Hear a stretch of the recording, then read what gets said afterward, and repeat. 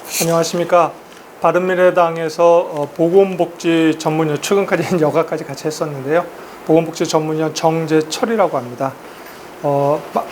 방금 말씀이 있었습니다만 김대우 소사님께서 그 연금 개혁과 그 의료 요양 개혁, 특히 이제 뭐 최근에 이슈가 되고 있는 원격 진료 그리고 커뮤니티 케어하고 연관 관계, 이 속에서 의료 요양 개혁을 어떻게 하고 있는지 그건 간단히 언급하고요. 그 안에서는 이제 일원화 법안에 대해서도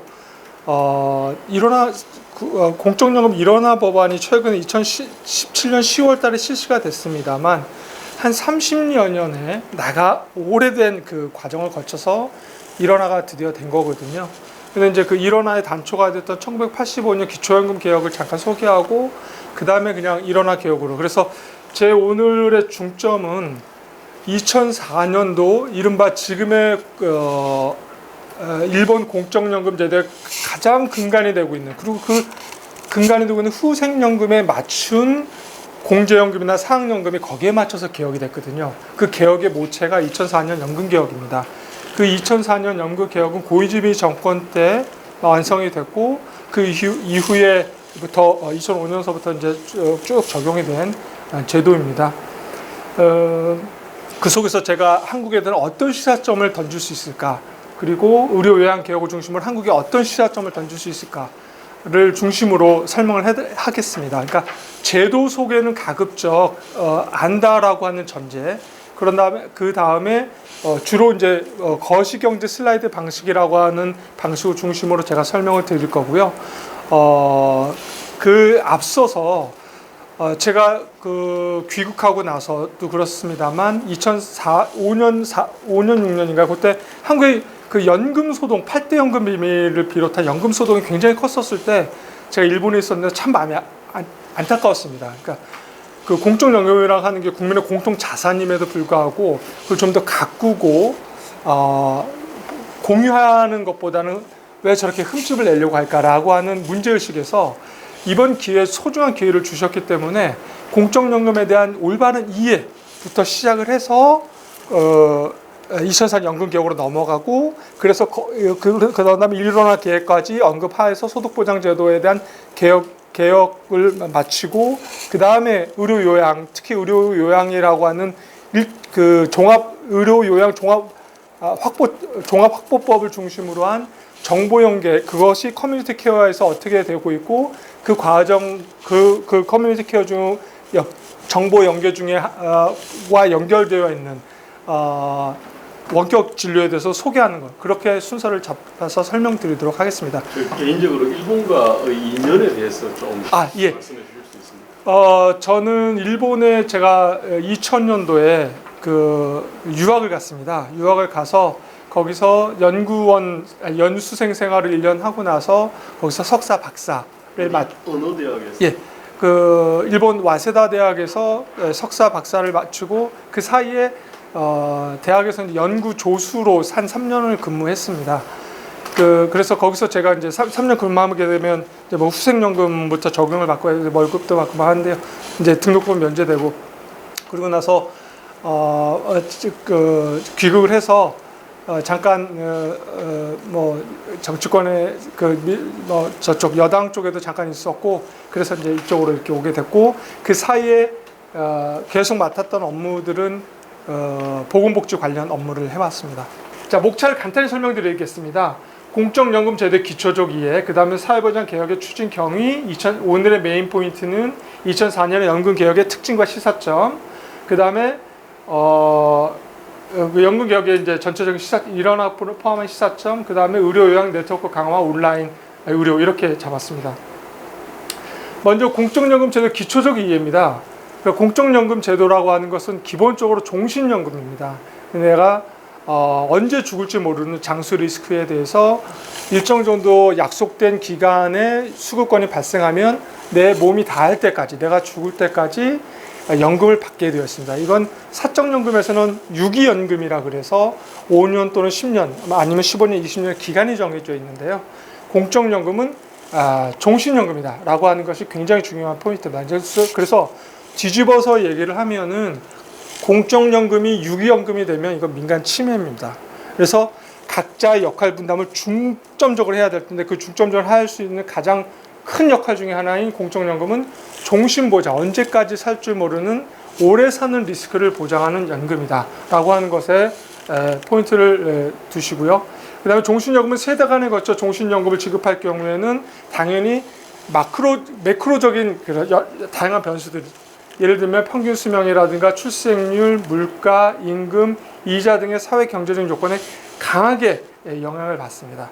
또한 국가 사회 방식도 이것과 같이 변할 수밖에 없는, 예를 들면 연금 제도가 종신연금이기 때문에 예를 들면 출생률의 문제라든가 사망률의 문제라든가 물가, 임금, 특히 연금 재정이 부가 방식일 경우에 굉장히 임금 소득의 수입의 가장 중요한 포인트는 임금에 강한 영향을 받기 때문에 다 같이 물려서 돌아간다는 거, 그걸 유념해 주셨으면 좋겠습니다. 두 번째는 이제 여러분들 잘 아시지만은 또 잘 헷갈리는 부분인데요. 재정 방식인데요. 처음에 적립 방식부터 설명을 드리겠습니다. 쉽게 말씀을 드려서 20살에 내가 보험료를 내기 시작하고 여기에 적립금이 쌓이겠죠. 운용 수입과 함께 적립금이 쌓이면 내가 60세, 보통 이제 연금이 20세부터 60세까지, 60세 미만까지 해서 한 약 40년이라고 하는 그 기간을 상정하고 있는데요. 그 사이에 보험료하고 적립금이 운용 수입이 쌓여서 적립금이 되고 60세부터 일정 정도 플랫하게 매년 연금을 받도록 되어 있습니다. 다만 이 부분, 그래서 이 연령 부분에 대해서는 당연히 이제 칸이 있겠죠. 예를 들면 15년, 20년, 25년 이렇게 정해져 있는 기간이 있을 것입니다. 그 다음에 두 번째 부분이 이 부분을 좀 잘 설명하고 다음 부분으로 넘어가야 될 것 같은데요. 이제 먼저 제도가 시작될 경우 때 이제 연령 구성의 A, B, C인데요. 이미 이렇게 설명을 해서 읽으면서 설명을 드리도록 하겠습니다. 먼저 이미 60세가 넘어버린 A세대, 노인 세대를 B세대와 C세대가 부양을 합니다. 보통 생산 가능 연령, 그래서 15세 이상, 65세 이상 이렇게 나누기도 합니다만 이 그림에서 그거는 전제하지 않았고요. 그래서 A를 B와 C가 이제 같이 공동 부양을 하는 겁니다. 그래서 20년이 지나서 그 B가 다시 수급 세대가 되고 C가 중심 세대가 되고 태어나지 않았던 D가 다시 이제 노동 시장에 참여하는. 그래서 이제 다시 이렇게 부양 세대와 피부양 세대가 이제 이전하는, 이렇게 되겠습니다. 그래서 계속 이렇게 돼서 40년, 60년이 흐르게 되면, 제가 그림을 일부러 이렇게 짧게 그렸는데요. 그 이유는 이제 저출산이 진행된다는 것을 전제로 해서 이렇게 그림을 그렸습니다. 그래서 이제 그 부양받을 권리를 취득한 C와 D세대 고령자가 노동시장에서 계속해서 근로해서 부담자가 되고, 이전에 결정에 참가하지 않았던 B도 참가를 하게 되고, 그 다음에 그 전에 참가가 여러 가지 조건상 늦어졌던 여성들을 참가를 하게 되면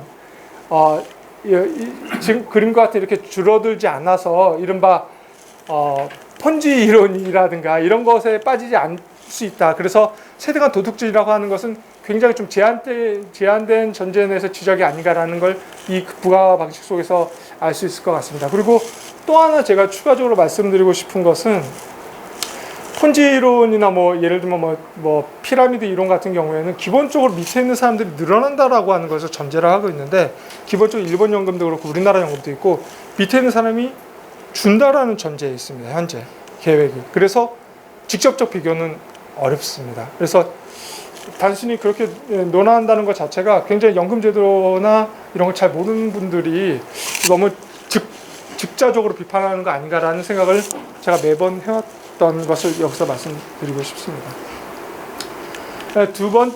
세 번째로 이제 보험료 부담 방식인데요. 이것을 잘 모르세요.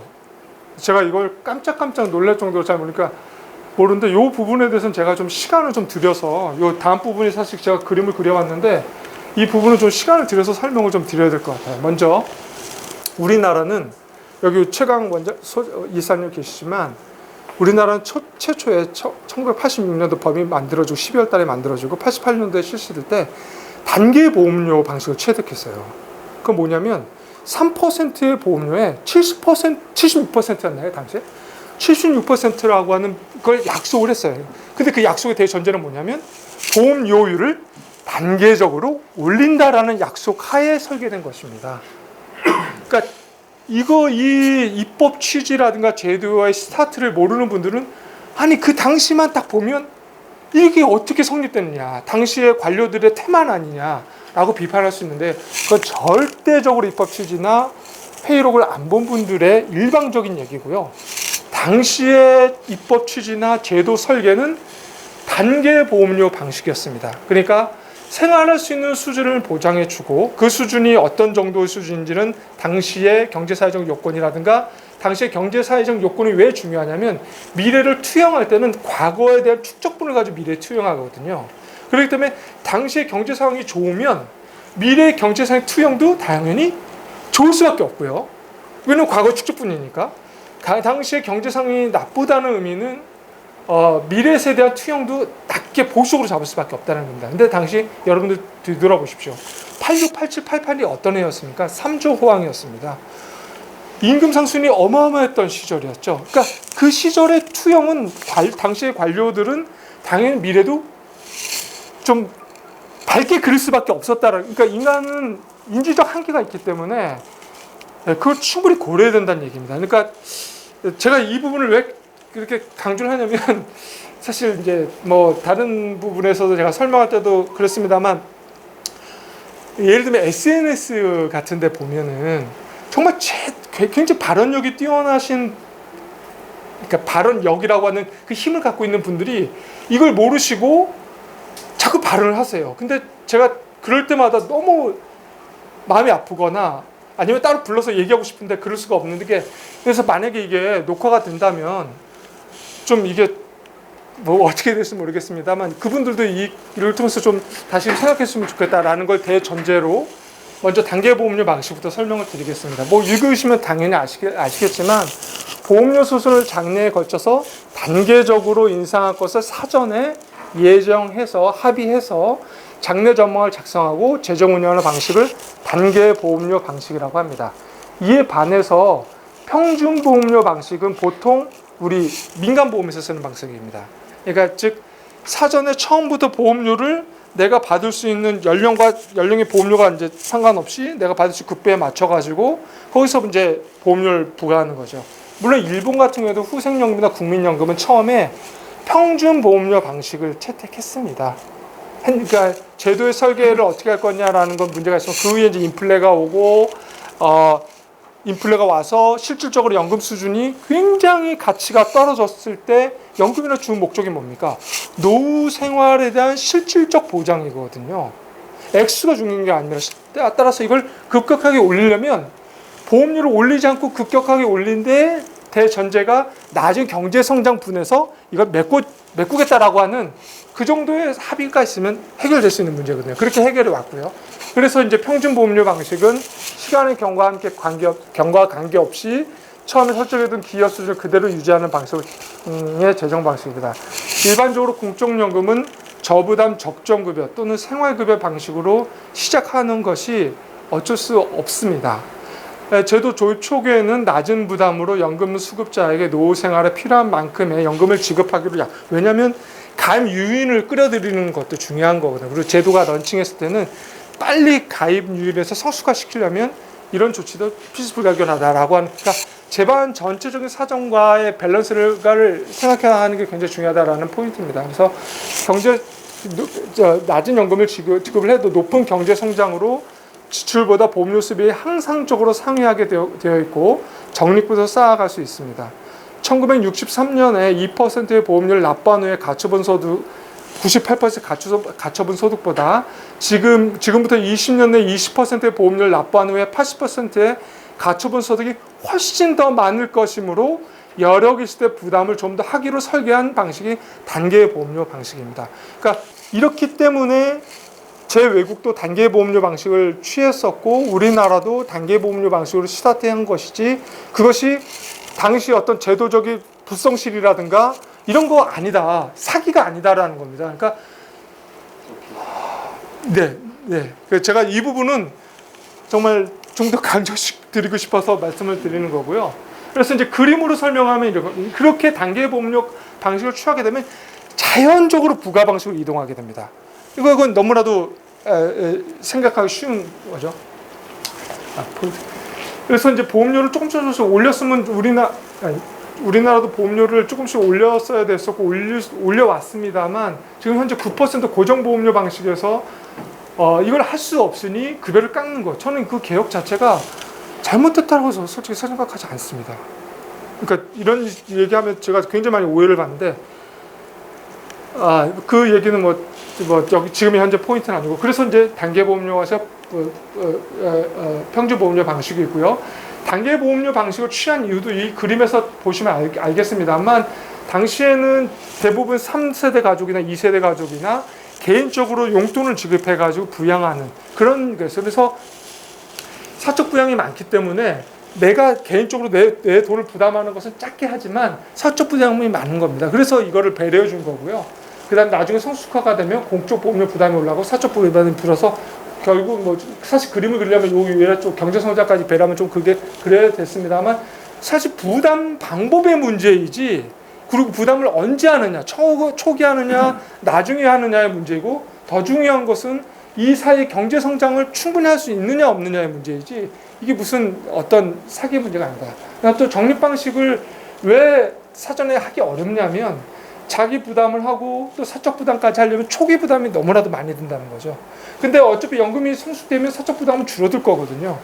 그래서 이제 설계를 어떻게 하느냐의 선택이 있었고 그 선택에서 당시의 관료들은 일본의 제도를 참고한 걸로 알고 있는데 그때 단계보험료 방식을 취득했다 이렇게 정리할 수 있을 것 같습니다. 그 다음에 이제 세대 간 공평인데 이 부분은 읽어보시면 알 것 같아서 그렇게 중요한 포인트는 아닙니다. 그래서 사실 제 밑부분만 보시면 단계보험료 방식 역시 앞세대보다 후세대 가처분 소득이 늘어날 것이란 예상에서 부담수를 높이는 것으로 앞세대보다 후세대 수익비가 낮을 수 있다는 것을 전제하는 것이 아닐까라는 자기 문제의식을 갖고 있으면 이건 충분히 풀 수 있는 문제라고 생각합니다. 그리고 또 하나는 격차와 불공평을 헷갈리면 안 된다. 그러니까 불공평은 반드시 없애고 개선해야 되는 문제지만 격차가 조금 있다고 해서 그게 꼭 없애야 될 문제라고 생각하지 않습니다. 그런 부분에서 세대 간 격차는 어쩔 수 없다. 근데 그 세대 간 격차를 연금 하나만 놓고 볼 것이냐 아니면 다른 재반의 조건 사이에서 연금을 부분적으로만 볼 것이냐.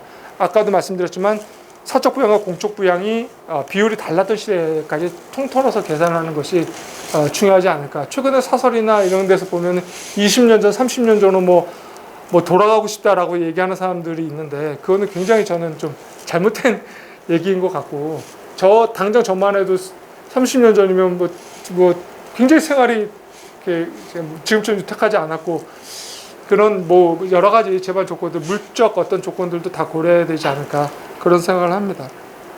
그래서 단순히 수익비 비교는 굉장히 연금이라고 하는 그 역할 중에 수익비가 그렇게 크게 편차가 나면 물론 그걸 조정을 해야겠지만 그 수익비가 연금 제도가 갖고 있는 숙명적 운명 또는 연금 제도의 역할 부분에서 굉장히 작은 포인트에 지나지 않는다라는 것을 이해하면 될 것 같습니다. 그 다음에 이제 세대 간 격차가 그러면 아까도 말씀을 드렸습니다만 불공평은 대순수난 시정을 해야 되는데 자 그러면 세대 간 격차에 대해서는 어떤가 그리고 세대 간 격차는 왜 발생할 수밖에 없는가라고 하는 겁니다. 이것도 일정 정도 어쩔 정도 감안할 수밖에 없다라는 얘기입니다. 첫 번째는 물가 임금의 상승에 따라 연금 수준이 인상했기 때문입니다. 경제가 발전해서 현역 세대들의 생활은 급격하게 개선되고 있는데 이미 경제활동에서 은퇴한 노인들의 연금 수준은 낮은 상태로 방치할 수 없어 연금 수준을 인상한 겁니다. 그러니까 예를 들면 현재 지금 물가 상승률은 누가 부담하고 있는 걸까요? 라고 치면 지금 수급 세대가 부담하는 게 아니거든요. 단순히 물가 상승률조차도. 그 다음에 이제 연금 상승, 이건 이제 재평가라고 하는 부분이 있는데 그거는 제가 따로 설명을 안 해놨는데 그러니까 우리나라 그 A값이라고 하는 게 있지 않습니까? 국민연금의 A값, B값으로 근데 A값이 1988년, 9년 수준은 제 기억으로는 한 37만 원? 이 정도 됩니다. 그러니까 굉장히 낮았죠. 낮았죠. 지금에 보면은 낮았죠. 근데 이제 그게 그 88년에 37만 원, 89년에 뭐 39만 원 이걸 다 기간에 더해서 다 합산해서 기간으로 나누면 평균이 확 떨어지겠죠. 그리고 그렇게 나눈 거가 과연 정의로울까요? 그렇지도 않다는 거죠. 왜냐하면 그 사이에 경제 성장이 충분히 돼서 당시에 37만 원짜리 가치를 현재의 가치로 다시 평가를 다시 해야 될 거 아닙니까? 평가를 다시 한 다음에 기간으로 나누는 게 정의로운, 어떻게 보면은 그 당시에 모두가 열심히 일해서 열심히 일한 과실을 모두가 나누는 방법이거든요. 그래서 이제 그걸 재평가라고 하는데 그 부분은 이제 임금 상승률로 이제 계산을 한다는 얘기입니다. 두 번째로는 보험료를 최초에는 그다지 높게 설정하지 못했기 때문입니다. 연금 수준을 인상하게 되면 거기에 맞는 보험료 부담을 요구해야 되는데 이미 은퇴해서 연금을 받고 있는 고령자에게 연금이 물가 상승으로 올랐으니 여기 합당한 보험료를 더 부담하시오라고 하는 것은 현실적으로 없습니다. 왜냐하면 은퇴한 세대이기 때문입니다. 그리고 연금을 실제로 수령하는 것은 먼 미래의 일입니다. 현역 시대는 보험료만 납부할 뿐 연금 혜택을 받지 못하는 오랜 시기를 거쳐야 합니다. 따라서 일방적으로 보험료를 올리는 것은 많은 저항을 불러올 수 있고 또한 적립금을 계속 쌓으면 가는데 보험료 올리는 것은 정치적으로 곤란했기 때문입니다. 그다음 세 번째로는 고령화가 어느 일정 정도 이제 예상을 했습니다만 그보다 더 진행된 겁니다. 수명이 연장되면 연금을 수급하는 사람이 많아지고 연금 수급 기간도 늘어납니다. 그렇게 되면 수명이 짧았던 시대에 계산한 보험료로는 늘어난 수명 기간 동안에 연금을 조달할 수 없기 때문입니다. 자, 이러한 상황들을 가지고 있는 제도 내에 탑재하고 있는 연금 제도를 가지고 단순히 이게 불공평하다 또는 뭐 불공평하다는 불편은 요즘에 안 합니다만 이걸 격차가 있다. 자, 그 격차에 대해서 우리는 비난만 할 수 있을까라는 문제는 좀 더 신중할 필요가 있지 않나 그런 생각을 합니다. 그런 것들이 지금 다 현재 나중에 설명드릴 수 있는 그 일본의 제도에도 반영이 되어 있습니다. 그래서 이제 니콜라스 바라고 하는 LSE의 연금의 대가 중에 대가죠. 이분이 사실은 IMF가 초청된 강연에서 얘기를 했는데 이 강연 내용이 일본에서 아주 굉장한 화제를 불러일으켰고요. 혹시 아시는 분 계시나요? 그 굉장히 화제를 불러일으켰고 근데 제가 한국에서 찾아보니까 이분이 발표 내용이 번역이 안 돼 있어요. 근데 굉장히 중요한 내용들을 많이 담고 있거든요. 우리나라 사람이에요? 네, 영국 사람, 영국의 그러니까 런던 스쿨 오브 그 이코노미의 교수인데요. 공적연금의 본질은 현역 세대 전체가 노동을 통해 만들어낸 생산물과 서비스의 일부를 연금이란 화폐 형태로 고령자에 나눠주는 것으로 적립 방식이든 부과 방식이든 기본적으로 같은 원리입니다. 즉, 현 노인의 지분 능력을 자기 스스로 적립할 것인지 아니면 당시의 근로세대로부터 인정받을 것인지의 차이에 불과합니다. 그러니까 이제 생산물을 그대로 다 저축해서 가져갈 수 없다라고 하면 40년 후면 그때 당시에 이 40년 후에 현역 세대들이 만들어낸 생산물에 의존할 수밖에 없다는 겁니다. 그래서 지금 노인도 젊었을 때 노인을 부양했던 사실을 그 자체를 우리가 상호 인정해주고 존중해주면 지금 노인이 지분 능력이 있다는 사실을 존중할지 아닐지의 차이만 남을 것입니다. 그 다음에 이제 본격적으로 일본 사회보장 제도의 개혁 추진 경위에 대해 들어가 보도록 하겠습니다. 이건 고령화의 추이의 장래 인구 추이인데요. 이건 보시면 알 것 같고요. 그 다음에 이제 평균 수명의 추이하고 장래 추이. 사실은 연금에 있어서는 평균 수명은 그다지 중요하지 않습니다. 제일 중요한 건 재정의 입장, 특히 일본에 있어서의 재정의 입장에서는 기대 여명이고요. 기대 여명이라고 하는 것은 연금 수급 시점에서 도대체 몇 살까지 살 것이냐, 몇 년도까지 살아남을 것이냐라는 게 중요합니다. 근데 이제 보시면은 65세 평균 여명은 2017년도에서 2065년까지 변화인데요. 남성은 19.6세에서 2065년이 되면 22.6세로 늘어나고요. 여성은 24.4세에서 27.9세까지 늘어나게 됩니다. 그리고 65세 도달한 사람이 특정 연령, 여기서는 이제 90세로 한정을 했는데요. 그리고 또 100세까지 이렇게 한정했는데 다른 확률은 보시면은 50년도는 35%밖에 안 됐는데 이게 50년생하고 90년생입니다. 35에서 44%로 늘어나고 여성은 60% 69세로 늘어나고 100세까지는 4에서 6, 여성 같은 경우에는 무려 20%나 확률을 늘어난다는 겁니다. 그러니까 이거를 과연 이 제도에서 견뎌낼 수 있을까라는 문제인데요. 이 뒷부분에 이제 개호 요양 부분으로 가기 전에도 사실 그래서 이제 일본에서 지금 어떤 개혁이 이루어지는가 이 부분은 나중에 건강 수명이라고 하는 개념에서 말씀을 드리려고 하는데 사실 이제 건강 수명이라는 개념도 굉장히 잘못된 개념이고 대단히 조심해야 될 개념이고 사실 그 밑에 다시 설명을 드리겠습니다만 지금 제론톨로지에서 얘기하는 것은 지금의 75세가 여러 가지 다양한 신체 인지 능력적으로 봐도 65세라는 겁니다. 그러니까 10년이 이미 당겨졌다는 게 에비던스로 증명이 됐어요. EBM으로 에비던스 베이스드 메디슨으로 그러니까 다른 게 아니고 건강 수명이란 말 자체를 그냥 집어넣는 게 아니고 그러니까 피상적인 단어를 집어넣는 게 아니고 정확하게 나와 있는 에비던스를 가지고 10년을 줄었다.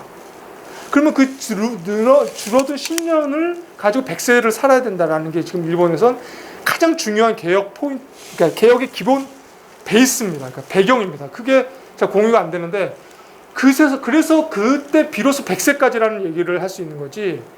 지금 당장 85세 살고 있는데 그 100세 살고 있다면 웬만한 노인들이나 다른 분들은 다 사기라고 생각할 수가 있거든요. 그래서 그 부분 뒷부분에 다시 설명을 드리도록 하겠습니다. 그래서 사실 그래서 이 부분에 대해서는 일본에서 그런 얘기 없는데 제가 잠깐 논의 이렇게 보면은 남자가 여성보다 많이 사니까 여성의 임금을 더 많이 깎아야 되냐 아니면 여러 가지 얘기가 있는데 사실은 이제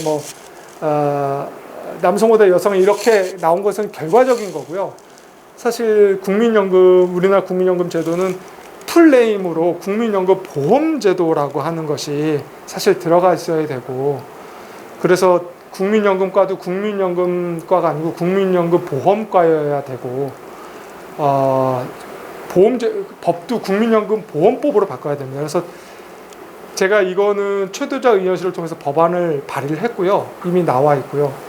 그래서 이것은 그냥 단순히 저축이 아니라 보험이고 이러한 결과에 대해서도 지급해 줄 수 있는 게 보험이지 않습니까? 그래서 그리고 현재 공무원연금도 있고 우리나라 국민연금도 있고 노령이라고 하는 리스크, 사망이라고 하는 리스크, 장애라고 하는 리스크의 세 리스크를 보장하도록 법 목적에 그렇게 되어 있습니다. 1조에. 그래서 연금 보험이라고 하는 그 보험적인 성격에서 보면은 이 기대 수명에 대한 연장을 이렇게 늘어나는데 사적 보험이 이걸 감당할 수 있느냐라고 하면은 감당하기 어렵다라는 말씀을 추가적으로 드리고 싶습니다. 그리고 또 하나의 포인트는 그래서 이제 평균 수명이나 기대 여명이 65세 시점에서의 기대 여명이 이렇게 늘어나고 있는데 이 늘어난 만큼을 전부 연금으로 다 커버를 해야 되냐라는 문제 또 다른 문제입니다. 그래서 연금으로 다 커버할 수가 없으니 노동시장에서 노동을 하던가 아니면 사적연금을 보완을 하던가 다양한 방법으로 아니면 기여기간을 늘린다거나 아니면 출국개시 연령을 또 뒤로 당긴다거나 아니면 일본처럼 마크로경제 슬라이드 방식을 거시경제 슬라이드 방식을 도입해서 이미 연금을 받고 있는 사람들의 분도 같이 공동으로 부담하게끔 하는 다양한 재정 방식이 필요하다라는 것을 말씀드리겠습니다. 그다음에 이제 이거는 그냥 상식적으로 그냥 보시라고 말씀을 드리는 이유는 현재 이렇게 되고 있고요. 그다음에 90년도에 보시면은 두 번째 건데 B인데요. 47조가 121조로 2.6배 정도 올랐고요. 국민소득은 346에서 414로 1.2배 늘었는데 연금은 이것에 거의 2배 정도가 지금 늘고 있다. 이렇게 설명드릴 수 있겠습니다. GDP 대비 배수는 나와 있습니까? 어느 건지? 네, 그건 다음 장에 나와 있습니다. 네. 예, 좋은 지적이신데 저희는 절대적으로 얘기하면 안 됩니다. 제가 거기에 대해서 추가적으로 말씀드릴 필요가 없을 것 같습니다. 근데 이제 두 번째로는 요건데요. 연금, 의료, 요양급여비 대비 대 GDP비 추계인데요. 요거는 이제 보시면 제가 동그라미 쳤던 이유는 이겁니다. 네. 이 연금이 줍니다. 네. 고령화가 늘어나는데 연금은 줄어요. 이게 어떻게 가능하지? 이게 바로 아까 말씀드렸던 거시경제 슬라이드 방식. 그러니까 기존의 연금을 받고 있는 사람들까지도 강력하게 연금을 줄이는 방식이 도입이 됐기 때문에 전체 GDP 대비로는 줍니다. 연금을 깎는다는 겁니까? 예. 우리는 지금 깎는 메커니즘이 없잖아요. 지금 우리나라는 없습니다. 아하. 취업하면은 더 해주시나요? 재직 노령연금이라 그거는 이제 연금을 깎는다는 표현보다는 정확히 얘기하면 정지시키는 겁니다. 그래서 내가 일을 하지 않으면 다시 부활하도록 그렇게 되어 있습니다. 의료 쪽에 7%네. 지금 우리는 지금 이대로 가면은 의료가 지금 예. 9% 10%까지 금방 돌파하고 금방 돌파할 겁니다. 연금 그래서 제가 이 그림을 가져온 이유는 연금이라고 하는 부분들은 일정 정도 커버가 되는데 이 아프거나 서비스를 이용해야 하거나 이 부분들은 계속 늘어날 수밖에. 일본도 이제 이 부분이 사실은 연금보다 더 골치 아픈 부분입니다. 그래서 이 부분에 대해서는 뒷부분에 제가 설명을 추가적으로 드리고 제가 최근에도 많이 좀 연구를 하고 있습니다. 개인적으로 연구를 하고 있습니다. 지역 포괄 케어 시스템이라고 하는 우리나라에서 하는 커뮤니티 케어라고 하는 지역 베이스를 하고 해서 하지 않으면 줄인다는 건 말이 안 되니까 이걸 한다고 해서 의료비가 깎인다고 그런 거는 절대 없고요. 관리를 할 수 있고 이 중복을 줄이는 뭐 여러 가지를 쪽으로 효율적으로 관리할 수 있는 그 부분에 대한 그런 개혁들이 좀 추가적으로 필요하지 않나. 저 개호보험의 노인이자 맞습니다. 우리나라가 2008년도에 노인 장기 요양보험을 도입할 때 일본의 장기 요양보험 제도, 노인 개호보험하고 독일의 개호보험 제도를 믹스해서 도입을 했습니다. 그래서 이제 2040년에는 이제 이렇게 됩니다. 그래서 제가 이 얘기를 왜 이걸 가져오면서 제가 이 얘기까지 할까 고민했는데 이제 보통 이제 일부에서 소득 대체를 올리자라고 말씀하시는 분들은 GDP비가 뭐 2050년, 60년에 가도 뭐 10%, 11%밖에 안 된다라고 이렇게 말씀을 하세요. 근데 일본 같은 경우는 2006년에 가도 9.2%입니다. 그러니까 뭐냐면 나머지 부분에 돈을 써야 될 부분이 더 많아요. 그러니까 가급적이면 연금이라고 하는 부분들은 일을 통해서 해결하고 그게 안 되는 분들에 대해서는 이 의료나 요양 부분을 커버하는 것이 저는 전체적 미래 전략적 차원에도 맞는 거 아닌가 이런 생각 때문에 사실 이거를 갖고 왔습니다. 그다음 이제 재원 부분인데 이것도 제가 뭐 개별적으로 기자들이나 보좌관들이나 질문을 많이 받아서 혹시나 해서 이거 가져왔습니다. 근데 이번에 번역을 안 했는데 또 스킵할까라고 했는데 그냥 왜냐면 앞에 대-GDP비를 받기 때문에 재원 조달을 그러면 어디서 하지? 이렇게 요것만 잠깐만 좀 설명을 드리고 넘어가도록 하겠습니다. 먼저 후생연금입니다. 노사 절반입니다. 공제연금입니다. 이미 통합돼서 노사 절반입니다. 고용보험에서 고용보험 2사업, 직업능력개발, 고용안정사업 두 가지가 있죠. 그것에 대해서는 사용자가 전체 다 부담합니다. 그렇죠? 사용자 부담 다. 그리고 산지보험 이 사업을 건강보험은 노사 절반입니다. 그 다음에 건강보험 협회라고 해서요. 중소기업들이 가입하는 일본은 보험자가 한 3,000개 이상이 됩니다. 우리나라는 보험자가 하나인데 일본은 한 건강보험이 네네네. 시정촌이 기본적으로 운영되어 있고요. 최근에 도도부현으로 보험자가 바뀌었습니다. 그것도 뒷부분에 의료 요양하고 관계가 밀접하게 있습니다. 그러니까 그 부분에 대해서 그러니까 우리나라도 이제 커뮤니티 케어라든가 아니면 지금 문재인 케어도 마찬가지입니다만 의료 전달 체계를 이런 식으로 가져가면서 커뮤니티 케어 전달 체계를 한다는 것 자체가 뭐 웬만한 사람들이 초반에 지적을 했는데 이게 잘 안 되는 것 같습니다. 근데 여하튼 이제 중소기업은 나중에 그 설명 좀 해요. 무슨 말인지 뭐 잘 못 알아듣겠는데 그게 문재인 케어하고 네네. 아까 전달 체계하고 네네네. 그 얘기. 예. 그건 뒷부분에서 제가 추가적으로 설명하겠습니다. 그러니까 이제 중소기업 같은 경우에는 부담 능력을 국가가 일정 정도 지원해 준다라고 이해하시면 될 것 같습니다. 그 다음에 고용보험은 실업급여 사업에 대해서는 뭐 당연히 노사 절반이고요. 이 국가 부담은 일용직 노동자들이나 이런 부분에 대해서 일본은 따로 되어 있거든요. 그 부분에 대해서는 부담 능력이 낮다라고 해서 국가가 보조를 해줍니다. 예. 잠깐만 자영업자도 그러면 국가가 보조해 주겠네? 제가 한국은 2005년인가 6년부터 자영업자가 들어가게 되는데 일본은 그건 제가 좀 자신이 없습니다. 아니, 중소기업을 국가가 보조해 주는데 네, 네. 그럼 자영업자도 당연히 근데 이제 자영업이라고 하는 것 자체가 이제 실업이라고 하는 거하고 조금 이제 일본은 이제 요 부분은 일반 사회보험이 있고 일본에서는 노동보험이라고 딱 명확하게 나눠져요. 그래서 노동보험 같은 경우에는 피용되어 있느냐, 그러니까 이 관계를 굉장히 중시를 합니다. 그래서 이제 여기에서 빠져 있거나 그러면은 이제 사회보험을 해서 국가가 들어가고 그 피용 관계가 아닌데 가득 임금을 받고 있으면 그것도 명확히 구분하는 게 있어서 그건 제 자신이 없습니다. 그다음에 이제 개호보험인데요. 요거는 이제 뭐 국가, 시정촌, 도도부연 이렇게 이렇게 부담하고 보험료가. 근데 다만 중요한 거는 2분의 1을 국가가 한다는 거고요. 그다음에 이제 후기고는 이제 75세 이상인 건데 이건 좀 설명을 좀 빼겠습니다. 이거 제가 옛날 공부했는데 지금은 다 까먹어가지고 이건 빼겠습니다. 그다음에 기초연금, 오늘의 메인 포인트 중에 하나인 기초연금은 과거에 3분의 1이었다가 현재 2분의 1까지 올라온 상태입니다. 그리고 2분의 1의 재원은 소비세 인상분으로 조달하고 있습니다. 그 다음에 이제 뭐 이런 부분이죠. 이런 부분들은 기본적으로 한국과 비슷합니다.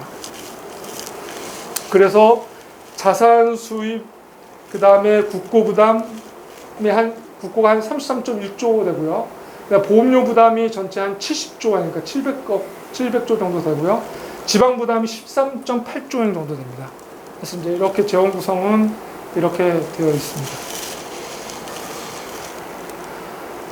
자, 그 다음에 이제 본격적으로 오늘의 메인 포인트는 공적연금으로 들어가 보도록 하겠습니다. 근데 요거는 그냥 가볍게 설명을 드리는 걸로, 국민연금 제도가 있고요. 기초연금은 제도가 아닙니다. 그러니까 이거는 가상으로 그냥 묶어놓은 거지 제도가 아닙니다. 그러니까 제도는 크게 국민연금 제도, 그 다음에 후생연금보험제도, 지금 현재 있는 건, 그 다음에 산업도 통합됐으니까요. 그 다음에 이제 뭐 나머지도 뭐 기금제도 뭐 이런 거가 있는 겁니다. 그래서 보통 일본에서 얘기할 때 1층을 국민연금이라고 그랬고, 이건 정액제입니다. 이미 내가 받을 연금액이 만액이 결정되어 있어요. 이건 뒤에 보시면 알겠지만 78만 100엔으로 그걸 나누기 12하면 한 6만 한 5천 원, 뭐 요 정도로 정해져 있어요, 이미. 근데 이제 이것을 정할 때 1985년 기초연금 도입을 했을 때 노후 생활의 기초적 부분을 담당해야 된다라고 해서 조사를 했습니다. 조사를 해서 의식주 및 주거 조금 넣어서 당시에 계산했던 돈을 40년 동안 부었을 경우에 연금으로 받을 수 있는 그 돈을 계산해서 만든 제도입니다. 아니 한국하고 비교하면 네. 그럼 우리 한국은 그냥 따로 보면 그냥 세금 내면은 그것을 지금 그 기초연금 재원을 갖다 갖고 오지 않습니까? 네네네네. 예. 설명해 주시고. 예. 근데 여기서 얘기하는 기초연금하고 우리나라에서 얘기하는 기초연금은 조금 달라서요. 그러니까 이제 이 국민연금은 아시다시피 여기 나와 있습니다만 주로 이제 자영업자나 제1호 피보험자라고 자영업자나 피부양 제2호 피보험자의 피부양자 3호 피보험자라고, 일본은 호를 1, 2, 3호를 붙이는 걸 좋아해가지고 이렇게 구성이 되어 있고요. 그 다음에 이게 이제 국민연금 제도고요. 기초연금을 수급 대상은 이제 회사원들, 그러니까 여기가 모든 사람이 공통적으로 다 가입되어 있는 층이고요. 근데 그래서 이제 기초적 생활을 보장한다라고 해서 기초연금이고, 우리나라는 65세 이상이 되면 소득 인정액이라고 하는 것을 조사를 해서 전체 노인의 70% 연금을 받고 있는 사람이 일정 정도 감액을 하고 해서 경과적으로 어떻게 보면은 제도 도입 초기에 경과적으로 이미 뭐 유시민 장관도 이런 표현을 썼습니다만 1988년도에 제도가 만들어졌을 때 당장 노인들은 어떻게 할 것이냐. 당장 눈앞에 그러니까 이미 거출 기간을 만족시킬 수도 없어. 이미 60세는 넘었어. 심지어 70세 넘은 분들은 90년도에 그 국민기초세 아니 다인주 생활보호법에 70세 이상의 노인분들한테는 가산을 우리가 줬어요.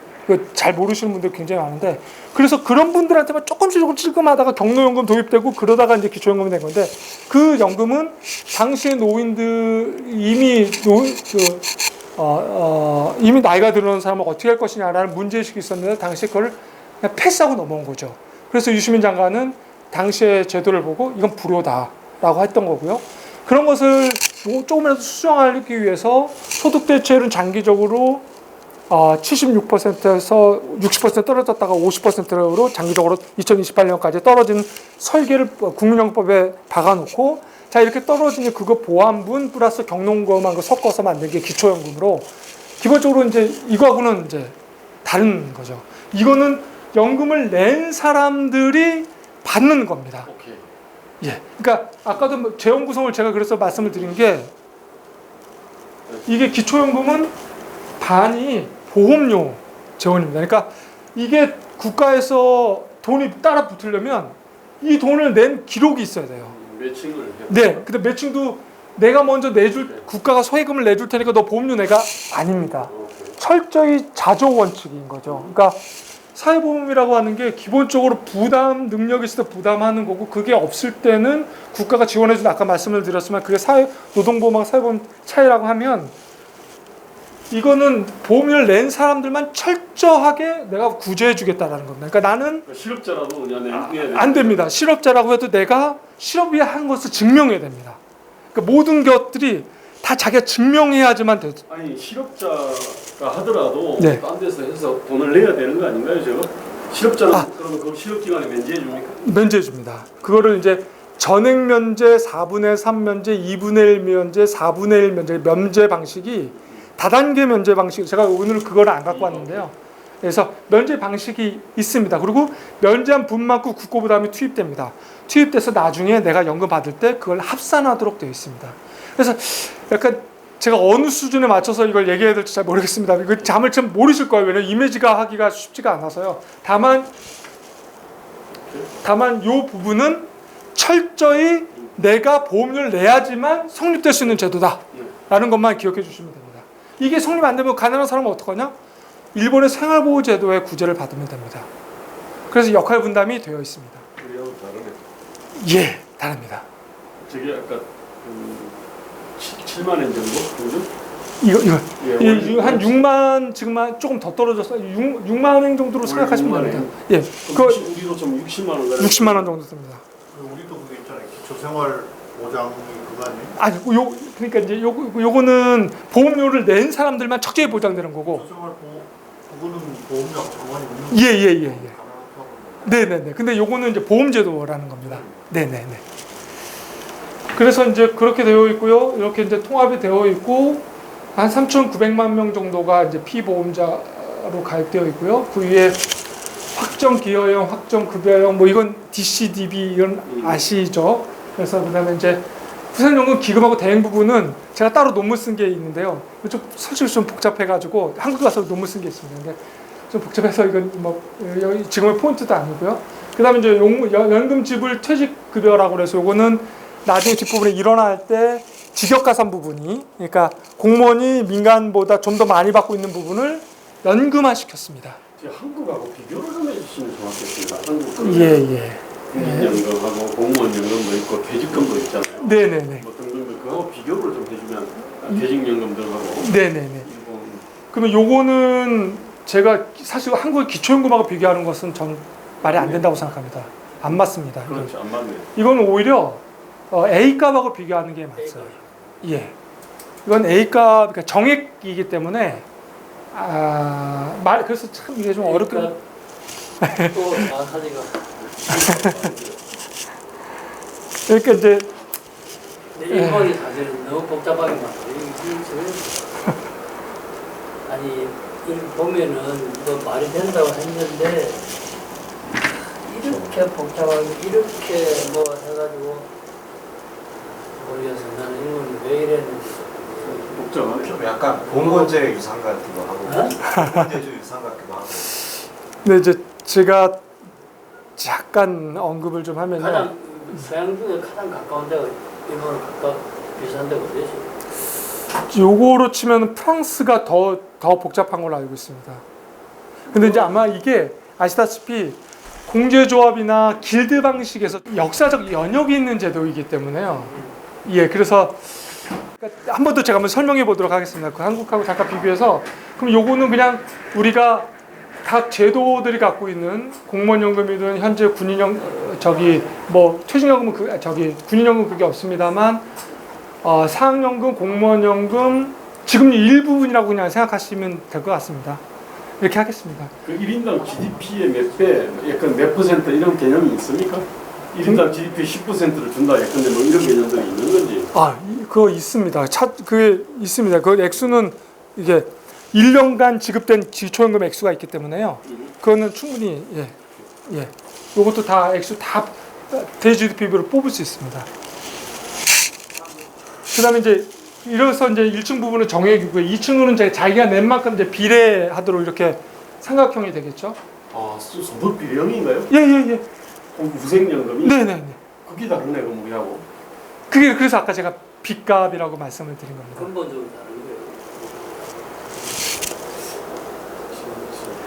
거예요. 이름이 막 더 혼돈스러워.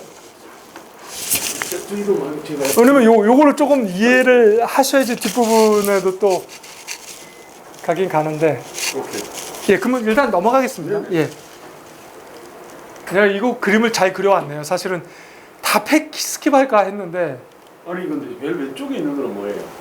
국민연금 기금으로. 요거는 자영업자들이 주로 가입을 하니까 아하. 이분들한테 플러스 알파를 해줘야겠다. 그 제도가 없었거든요. 그럼 국가가 좀 보조해 준다는. 요거는 그러니까 예를 들면 이겁니다. 국민연금 기금을 만들어서 그럼 사업비나 이런 걸 보조해 줍니다. 사업비를? 예. 우리는 거기서 사업비나 뭐니 다 민간연금 떼지 않습니까? 근데 이제 요거는 국민연금 기금을 설치를 해서 여기에 돈을 내고 하면은 나중에 민간 부분에 요 부분처럼 유기연금 형태로 주고 기간을 정해서 유기연금 형태로 주고 당시 사업비 정도로 국가가 아니 우리는 뭐냐면 4.5를 하는데 9% 아닙니까? 네. 국민연금이. 그런데 이제 자영업자들은 9%를 다 내지 않습니까? 네, 근데 네. 여기 상당히 부담이 된단 말이에요. 네네네. 근데 일본도 동일한 이유가 있을 텐데. 또 동일합니다. 일본은 그러면은 자영업자들한테 여기서 9% 낼 때 어느 정도를 갖다가 이렇게 국가가 커버를 해주는 거죠? 이제 자영업자들. 그러니까 이 국민연금은 또 말씀을 드립니다만 정액제로요. 율이 아니고요. 낼 액수가 정해져 있습니다. 그것도 그러네. 그러니까 아까 말씀드렸죠. 85년도 개혁을 할 때 왜 액수가 그러니까 한 달에 필요한 생활비가 얼마지? 의식주, 주거비 조금 해가지고 생활비를 정해놓고 그거를 1년으로 계산하면 예를 들면 78만 원 정도가 된다. 자, 78만 원에 보장해 주려면 보험료를 얼마를 걷어야 되지? 라는 게 그 이미 계산이 된 겁니다. 그래서 그 정액으로 쭉 왔던 겁니다. 그런데 그 금액은 계속 연차별로 조금씩 올랐나요? 올랐습니다. 그건 뒷부분 네네. 그래서 이제 요 사선 부분은 임의 가입을 의미합니다. 강제 가입은 아니고 그래서 강제 가입은 요거 그다음에 이렇게 됩니다. 공무원은 뭐 당연히 요거는 뭐 치고. 그래서 이제 피보험자 수는 경제가 좀 괜찮아져가지고 아베노믹스에서 괜찮아져서 제2호 피보험자가 좀 늘어났다라는 거. 네, 이렇게 뭐 볼 수 있고요. 3호 피보험자는 아까 말씀드렸죠. 제2 피보험자의 피부양자로 130만 행 정도 1년에. 이제 이 기준인데 이거가 또 논쟁이 많은데 뭐 일단 그렇게 치고 1호 피보험자는 산업구조가 자영업자 비율이나 뭐 학생 비율 뭐 이런 식이 되겠죠. 뭐 크게 변화는 없습니다만 조금씩 늘어나고 있습니다. 그 이유는 일본은 정력적으로 후생연금을 늘리려고 노력하고 있습니다.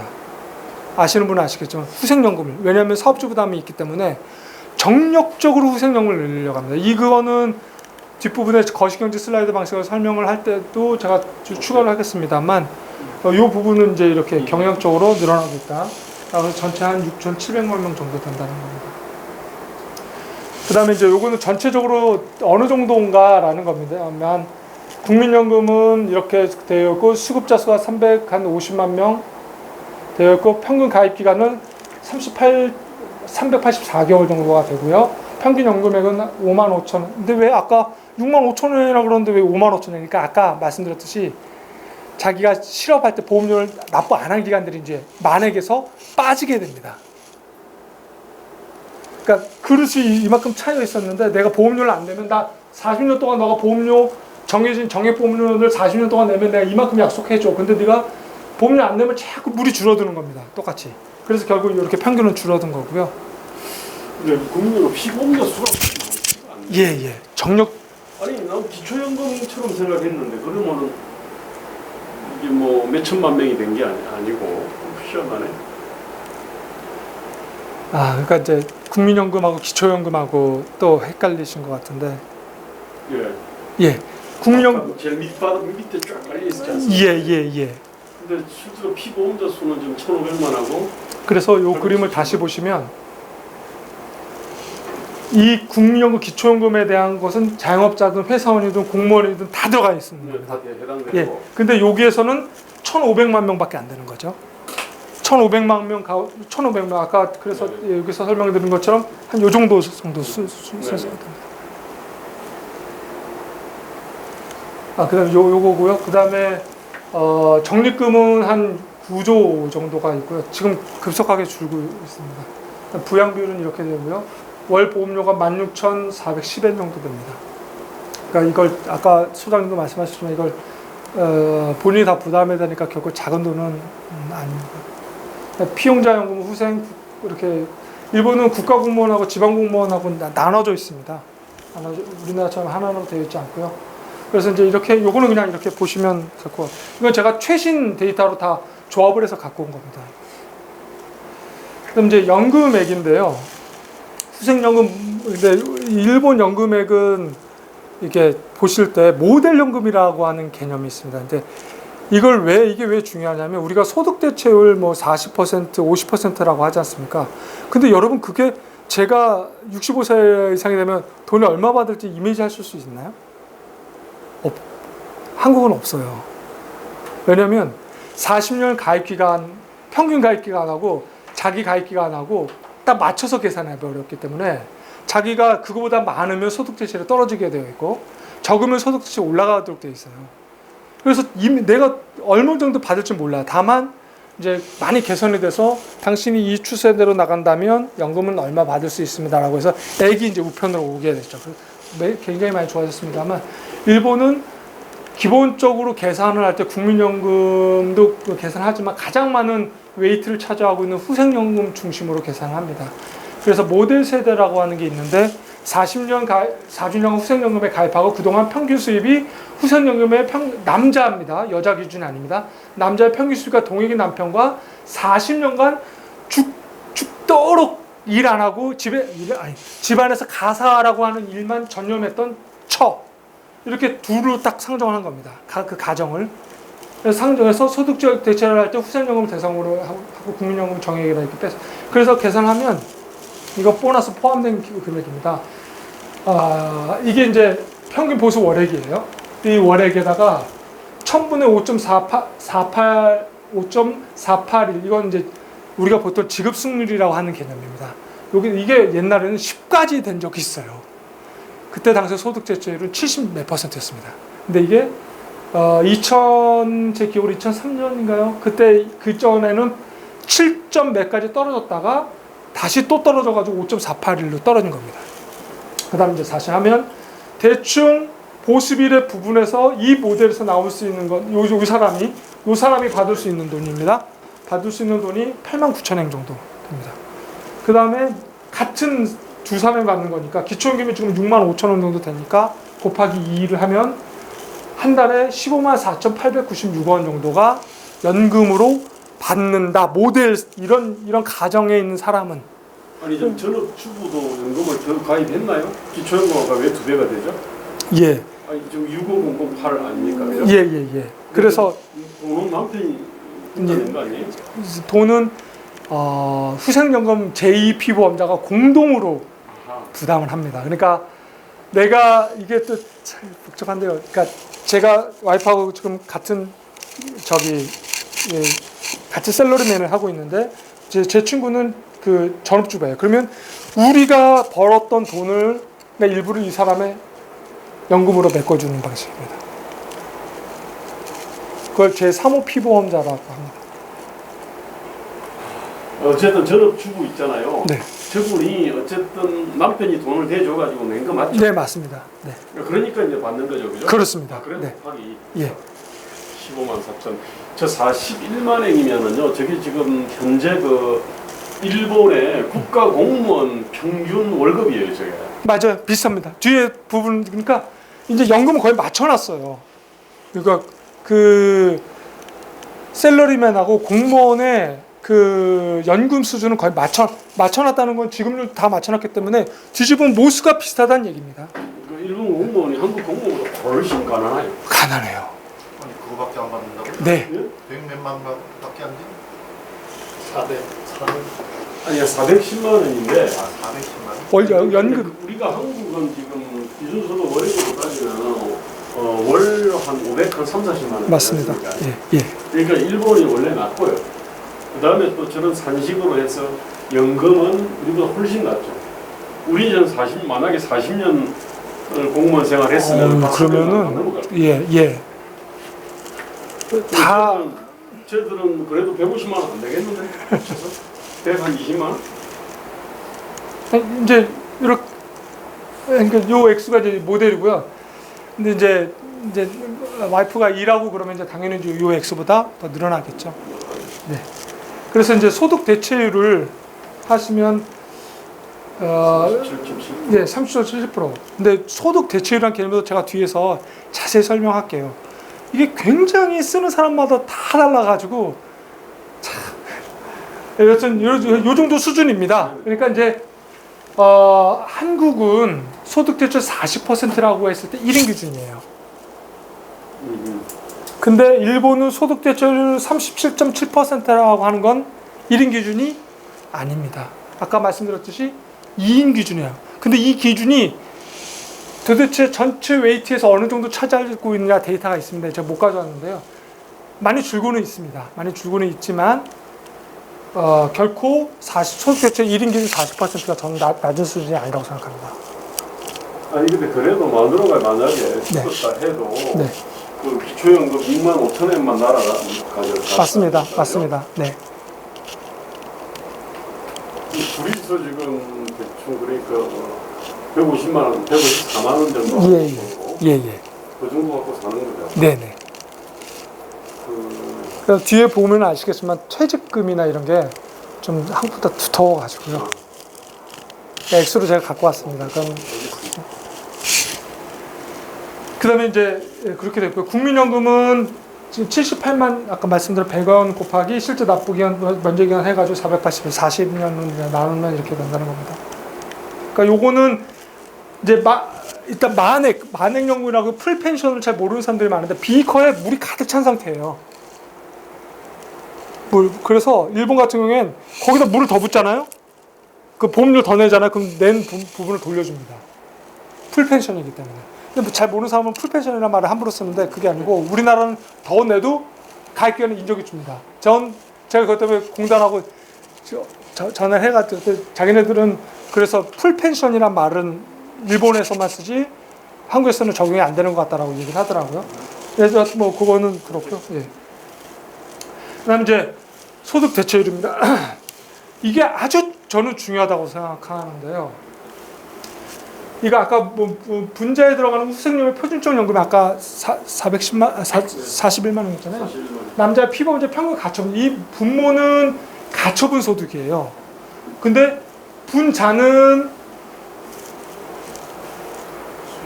네트.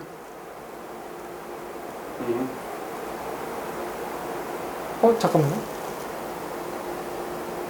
그렇죠. 죄송합니다. 후생연의 표준적 연금액.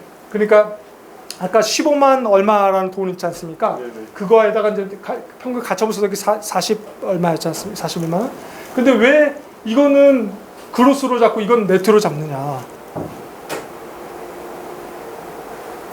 이건 저는요, 이거야말로 당시에 그 연구를 받고 있는 그 시대를 가장 적정하게 반영하고 있는 분본 분자라고 생각합니다.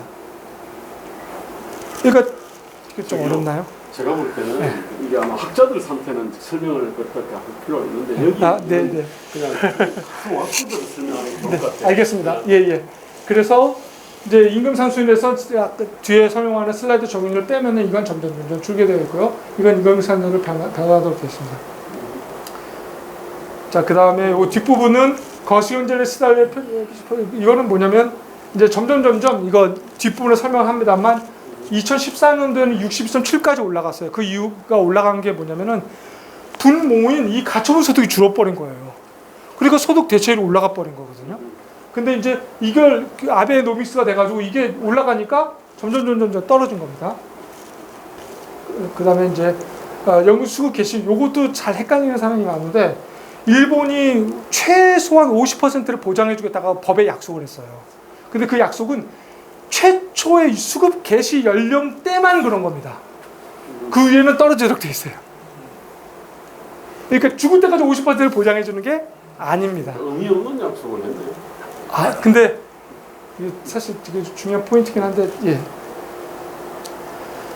그다음에 이제 이 부분은 왜 연금 개혁에서 지금 최근까지 연금이 반영되고 있는 건지 이 법적인 흐름을 좀 우리가 굉장히 좀 참고를 많이 해야 되겠다라고 해서 제가 갖고 온 건데요. 2012년도 사회보장 조세 일체 개혁 이때 당시에도 연금, 의료, 요양, 저출산 4개 분야를 개혁의 기본 방침을 정해서 일체 개혁에 관한 법을 공명당, 민주당 합의에 의해서 통과를 시키고요. 이 법에 근거해서 설치된 게 사회보장 제도개혁 국민회의입니다. 이 국민회의에서 개혁의 방향성을 제언합니다. 이 수상의 직속기관이고요. 그래서 이제 이따 설명해 드릴 이런 것들을 도덕위원회 책임진다거나 이런 것들을 여기서 개혁을 했고요. 이 개혁의 추진법에 의해서 각 법들이 어떻게 개혁을 해야 되느냐라고 하는 또 다른 프로그램법을 또 제안합니다. 그러니까 일본이 이렇게 계획적으로 쭉쭉쭉 법안 개혁을 해서 추진해요. 그래서 이제 이렇게 하고요. 그 다음에 그 법이 성립이 돼서 시행이 됩니다. 그런데 이제 그 가운데 사회보장 프로그램법을 제가 주목하는 이유는 이건 제 개인적인 건데 저는 공무원연금, 군인연금, 사학연금을 더 개혁해야 된다고 생각하는 사람입니다. 게다가 군인연금처럼 개혁을 안 하고 손 놓고 있는 것에 대해서 분노하는 사람입니다. 근데 이제 이게 국회에서 근무하다 보면 그래서 계속 군인연금과 분류해 가지고 회를 수차례 계속 돌리고 있습니다. 근데 과가 다르다, 이른바 나와바리가 다르다 보니까 이게 통제가 안 돼요. 그래서 아싸리 일괄법 같은 걸 만들어서 그 법은 내에 개혁의 방향성과 중요한 개혁 포인트를 그 법안에 넣고 시기까지 넣어버리는 그런 법안을 하나 성안하면 어떨까라는 게 제 문제의식입니다. 그래서 그거를 하려고 지금 추진 중에 있어서 제가 갖고 왔습니다. 그래서 가장 좀 달라진 것은 100세 시대를 넘어서려면 그 전에 누군 고령세대는 받고 젊은 세대는 부담한다라고 하는 이원 구조가 아니라 전 세대가 부담도 하고 받도록 전 세대 형태로 다 바뀐다는 겁니다. 그리고 여기서 이제 약속을 한 거는 완전히 약속을 한 거는 국고 부담을 2분의 1 항구하겠다. 그러니까 소비세를 인상해서 그 부분을 충당하겠다. 그 다음에 뒷부분에 설명을 하겠습니다만 이런 개혁들을 하겠다라고 하는 개혁 추진법을 성립시킵니다. 그 다음에 이 추진법들은 다시 아까 말씀드렸지만 프로그램법이 돼서 이제 프로그램법이 이제 이런 약속들을 하고요. 이건 저한테는 굉장히 중요한 의미라 제가 소개시키는 건데 시간이 좀 돼서요. 이건 그래서 그다음에 사회보장 개혁 추진회의를 총리 산하 직속 설치하고 여기에 개혁 추진본부를 설치하고 추진회의를 돌립니다. 사회보장 제도개혁 추진회의를 돌려가지고 여기서 보고서를 작성하도록 합니다. 자, 그 다음 이제 드디어 여기까지 왔습니다. 2004년 연구개혁의 패러다임 전환입니다. 급여 중심 소득 제출 60%를 맞추기 위한 개혁을 계속 반복해 왔었죠. 그걸 맞추려면 보험료가 얼마 필요하지? 그래서 필요 보험료라는 걸 산정을 해서 보험료를 올리냐 말거냐 걸 5년마다 한 번씩 하는 걸 우리는 보통 연금의 재정 재계산이라고 합니다. 그 재정 재계산의 전제는 뭐냐면요. 이걸 그냥 고정해 놓고 얘기하니까 그런 거예요. 그러니까 이걸 맞추려면 아까 단계 보험료를 생각하시면 돼요. 이걸 맞추려면 보험료를 계속 올릴 수밖에 없잖아요.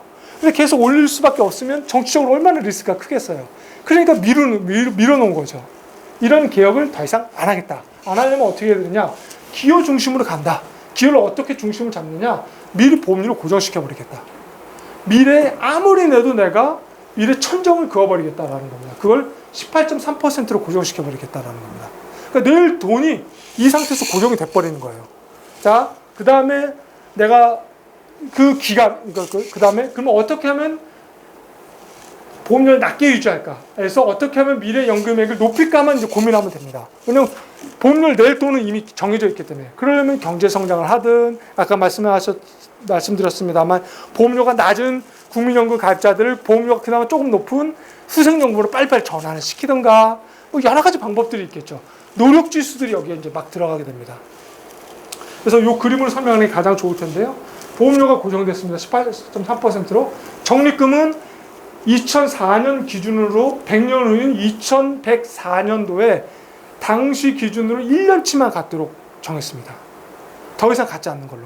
그러니까 들어올 돈과 최종적으로 쌓아둘 돈 1년치를 고정해 버린 거예요. 그러니까 입과 출구를 고정해 버린 거예요. 그 내에서 저는 한국하고 비교를 하면서 설명이 좀 딱 잘 들어올 것 같거든요. 지금 한국은 뭐냐면은 지금 확정 기여형이 아니고 확정 급부형으로 돼 있지 않습니까? 네네네. 그러니까 맞추려니까 보험료를 막 올려야 되고 이렇게 된 거지 않습니까? 근데 못 올리겠다. 올려야 되는데 못 올리고. 제가 그래서 이제 그렇게 한국하고 자꾸 비교를 해주면 좋을 것 같아요. 근데 이제 제가 확정 급여냐 확정 기여량이라고 하는 확정이라는 말을 안 쓰려고 합니다. 그래요. 왜냐면 DC나 DB 이게 얼마든지 변할 수 있는 거예요. 우리나라 제도 같은 경우에는 변할 수 있고 우리가 민간 보험에서 생각하는 그게 아니거든요. 알겠습니다. 네, 그래서 디파인드 된 게 아니기 때문에 자, 어쨌든 네. 18.3인데 지금 우리 국민연금은 지금 현재 9%, 그러니까 배 이상을 내고 있습니다. 일본이 배 이상을 내고 있고요. 수입은 이제 지출은 이제 총금 영역 부분이 있고 수입 범위 내에서 지출을 하겠다라고 하니까 이 사이에서 만약에 고령화가 진전되거나 기대형이 늘어난다거나 아니면 피보험자가 감소한다거나 그러니까 수입이 감소한다는 거죠. 이러면 자동으로 깎아버리겠다. 연금급여 수준을. 그다음에 적립금은 이제 1년치는 남아 있는 거고요. 그러니까 그 1년치를 절대 건들면 안 됩니다. 그건 약속한 겁니다. 100년 후의 약속. 그걸 그래서 그 뒤에 설명하겠습니다. 그래서 불확실한 미래까지 보험료를 고정하는 방식이 유지되기 위해서는 급여의 자동 조정, 삭감을 완성시킬 필요가 있고 기여중심 연금제도와 세트가 되어 있는 거시경제 슬라이드를 디플레이션 시기에도 완전히 적용할 수 있도록 해서 한다라는 반성이 있습니다. 이건 뒷부분에 조금 더 설명을 드릴 겁니다. 그리고 보험료가 고정된 상태에서는 다음과 같은 저울 상태를 아까도 제가 말씀드렸죠. 그래서 연금급여 총액 GDP가 한 10.1에서 2025년 9.1로 감소될 거고, 요건 나중에 제가 나오면 한국은 어떻게 되죠? 지금 그 계산이 좀 추계가 나옵니까? GDP 대비해가지고 한국에 나옵니다. GDP 대비. 어느 정도 되죠? GDP 아까도 모두 2000년도를 2050년과 60년도 되면 10% 조금 넘는 걸로 알고 있는데 아닌가요? 여기 아시는 분은? 김영우 씨가 와야 이거 오늘 오기로 했는데 안 오시네요. 그래서 이제 2004년 연극의 특징은 다시 설명을 드리겠습니다. 2013년대 18.58%를 2004년 10월 이후부터 매년 0.354%씩 올려서 9월에 18.3%에 고정해버리는 거고요. 국민연금은 13,300원이던 정액을 매년 280원씩 인상을 해서 2017년 9월 이후에는 16,900원으로 고정하는 겁니다. 그 다음에 이제 유한 균형 방식이라고 아까 제가 적립금을 100년 후에 1년치만 갖겠다. 그러니까 균형 상태를 무한 반복적인 영구 균형이 아니라 내가 정해준 시간, 그 기간 내에서만 균형을 이루겠다라는 걸로 이것에 의미하는 것은 인간이 미래 예측에 대한 인지가 한정되어 있고 그 사이 변화무쌍하기 때문에 백년치만 갖고 생각하겠다는 겁니다. 그 다음에 이제 세 번째로는 거시경제 슬라이드인데요. 이 거시경제 슬라이드는 가볍게 설명하면 아까 말씀드렸듯이 피보험자 수가 감소하면 수입이 줄어드니까 이런 위험 요인, 그 다음에 기대금이 늘어나면 지출이 늘어나니까 이런 기대 위험 요인들을 연금액에 반영시키겠다. 그러니까 이미 연금을 받고 있는 사람들까지도 이걸 적용하겠다라는 약속입니다. 그래서 이제 후생연금 보험료 이렇게 쭉 올라갔고요. 국민연금 보험료도 단계적으로 쭉 이렇게 올라갔습니다. 됐고요. 그리고 연금과 관련된 슬라이드는 여러분 잘 아시겠지만 임금 슬라이드가 있고 물가 슬라이드가 있고 거시경제 슬라이드가 있고요. 거시경제 슬라이드는 이건 뭐 제가 그럼 이건 좀 복잡해서 제가 설명을 안 했. 슬라이드는 말을 왜 썼어요? 근데 슬라이드. 그게 변함에 따라 자동적으로 연동이 돼. 예. 네네네. 그건 그림을. 계단이라는. 네네네. 알고 보면 계단입니다. 네. 조정 기간은 100년이고요.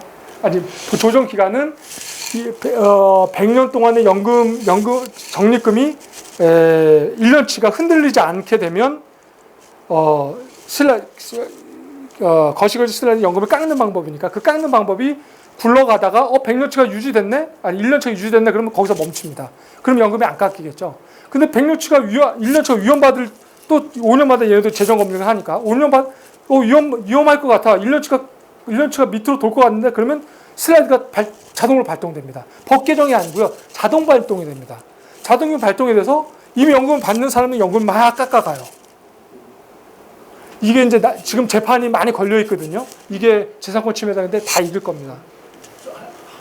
잘 이해가 안 된다. 왜 1년치라는 게 문제니까. 그래서 아까 유한 균형 방식이라고 해서 지금 제도를 그래서 100년 안심연금이라는 게 2004년 5년도에 일본에 아주 들었다 놨다 했었는데요. 그러니까 이대로 하면 100년 후에 1년치가 안 남는 거예요. 네, 맞습니다. 네. 계산을 예.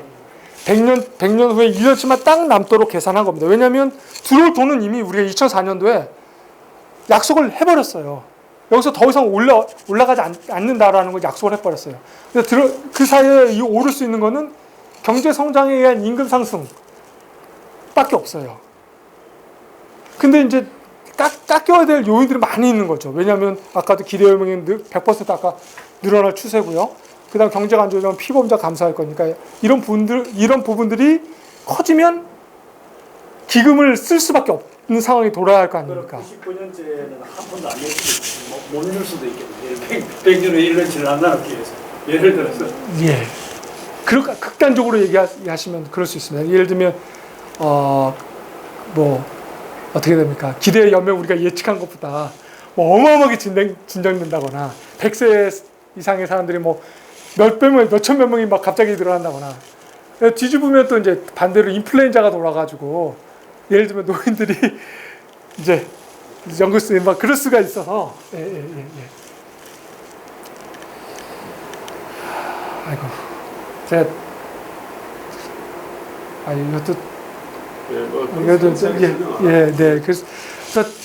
그래서 이제 이것도 사실 여러분들한테 굉장히 아까 어려울 겁니다. 이게 그러니까 지금 거시경제 슬라이드 방식이 요것만 잠깐 설명을 드릴게요. 거시경제 슬라이드 방식이라고 하는 게 기본적으로 기초연금이부터 시작합니다. 우리나라는 국민연금 하나가 있으니까 그것만 계산하면 되잖아요. 근데 일본은 복잡하잖아요. 기초연금 부분이 있고 후생연금 부분이 있고 이러니까요. 근데 기초연금 부분을 계산을 해요. 그래서 100년 후에 보니까 이 적립금이 흐트러질 것 같아. 그럼 마크로경제 슬라이드가 거시경제 슬라이드로 막 해서 막 깎아가지 않습니까? 깎았더니 내가 3년치를 막 깎아왔더니 3년 후에 보니까 1년치가 유지되네? 그 시점에서 멈출 거 아닙니까? 그죠? 근데 이게 생각보다 이 발동을 하려면 여러 가지 조건이 있는데 예를 들면 그 전에 명목 수준보다 밑돌면 안 된다는 등 여러 가지 조건이 있어요. 그 조건을 일본에서는 노인들의 눈치를 너무 많이 보느라고 엄격하게 적용을 안 한 겁니다. 다 특례, 경과 조치를 해버렸어요. 그러니까 그걸 적용으로 해서 연금을 빨리 깎았어야 되는데 안 깎은 겁니다. 안 깎으니까 기초연금 부분을 막 깎아가기 시작한 겁니다. 그러니까 기초연금이 깎이게 되면 어떤 일이 벌어지냐면 후생연금에서 기초연금에 거출금을 지급해야 되는데 기초연금이 많이 깎여 있으니까 옛날에 100원 주겠다라고 한 연금액이 80원밖에 안 됐어요. 그러니까 후생연금 입장에서는 20원이 절약이 돼버린 거예요. 그러니까 후생연금 입장에서는 자기네들은 20원분의 이익이 돼버리니까 100년 내에 1년치 그를 고정, 1년치를 딱 봤을 때, 3년치를 깎아야 되는데, 기초연금이, 20% 정도에서 세이브 된 게 있으니까 3년치에서 2년치밖에 안 깎아도 되는 이 상황이 벌어지는 거예요. 문제는 뭐냐면, 이 기초연금만 가지고 사는 사람들이 있다라는 게 문제예요. 이게 지금 9만 행인데, 이게 38만, 이게 현역 임금 네트워크에서 이게 9만 행인데, 이게 대부분 이 9만 행을 받는 사람들의 대부분이 임금이 낮기 때문에 후생연금은 얼마가 안 돼요. 근데 후생연금에 차지하는 기초연금 부분이 큰 사람인데, 이게 빨리 깎지 못했기 때문에 자기 연금 큰 부분부터 더 많이 깎이는 이런 문제가 좀 발생하고 있어요. 근데 그 부분 너무 제가 다음에 한 번 더 기회가 있으면 이 부분만 따로 설명을 드리겠습니다. 그래서 제가 사실 이 부분이 어떤 의미인지, 그래서 빨리 시작을 하면 여기서 멈추고 조장 기간에 빨리 멈추면 그대로 가면 100년에 1년치가 유지가 된다라는 계산이 나오는데, 일본의 노인 눈치를 많이 봐가지고 특례니 뭐니 해가지고 안 깎았어요. 그 당시 안 깎아버렸어요. 그러니까 늦게 돼버렸어요. 늦게 되면 그만큼 길어지거든요. 조정 기간이. 왜 1년치 맞추는 기간이. 그러면 이만큼 늘어나가지고 나중에 조정을 해버리게 되니까 이게 이만큼일 그래서 이 부분과 이 슬라이드 조정이 늦어진 부분은 나중에 다 후세대 연금이 낮아지는 원인이 돼버려요. 아니 근데 제가 볼 때는요, 일본이 참 진짜 고급스러운 고민 같아. 이런 작은 거 갖고 고민하는 거 보니까. 근데 우리는 도대체 말이 안 되는 그냥 그런 진짜 고민을 하고 있으니까 저는 일본이 이런 고급스러운 아주 작은 고민을 하고 있다는 것 정도만 알고 네, 그럼 뒤로 가서 이제 그러겠습니다. 이건 뭐 이거는 사실 이거 제가 다 그려온 건데. 그러니까 그래서 우리도 저런 고민 좀 했으면 좋겠어. 언젠가. 이것도 중요한 포인트인데, 그래서 이제 그러면 요것만 얘기할게요. 제가 마크로 거시경제 슬라이드 방식은 그래서 연금을 자동적으로 깎는 거지 않습니까? 근데 우리는 수급 개시 연령을 65세에서 66세로 늘리자고 해요. 그래서 66세로 늘린 다음에 65세에 줬던 돈을 66세에 주자는 얘기잖아요. 그래서 그거 조금 세이브 보자는 의미가 뭐냐면, 우리가 지연연금이라 그래가지고 1년이 늘어날 때마다 계산을 해줘요. 7%씩. 그걸 좀 줄여보자는 거거든, 사실. 근데 마크로 거시경제 슬라이드 방식은 그냥 신규 딱 연금을 받기 시작한 사람뿐만이 아니라 이미 연금을 받고 있는 사람 연금까지 다 뺏어버리는 거니까 굉장히 막강한 조치예요. 이거 가지고 이게 제대로 됐었으면 한 7조 엔 정도가 세이브가 됐었어요. 근데 지금 그걸 안 돼가지고, 그런데 한국은 수급 개시 연령을 늘리려고 하는 굉장히 정치적으로도 불가능한 것보다 아싸리 합의를 해서 이 정도까지 보장을 해줄 테니 나머지 부분에 대해서는 연금을 받고 있는 사람도 다 깎자라고 하는 게 저는 방법이 훨씬 더 세련된 방법이 아닐까라는 얘기를 하려고 하는 겁니다. 근데 이 부분도 이제 사실 그래서 이제 일본이 고용자가 굉장히 막 늘어났어요. 이 늘어난 부분은 수급 개시 연령이 늘어나가지고 이렇게 늘어난 게 아니에요. 그런 논의들을 많이 하시는 잘못된 부분이 많은데 그건 아니고요. 이거는 고용연장법이나 이런 법에 의해서 늘어난 부분. 그래서 상식적으로 아까 그 평균 건강 수명으로 보면 10년 정도가 늘어났다고 그랬잖아요.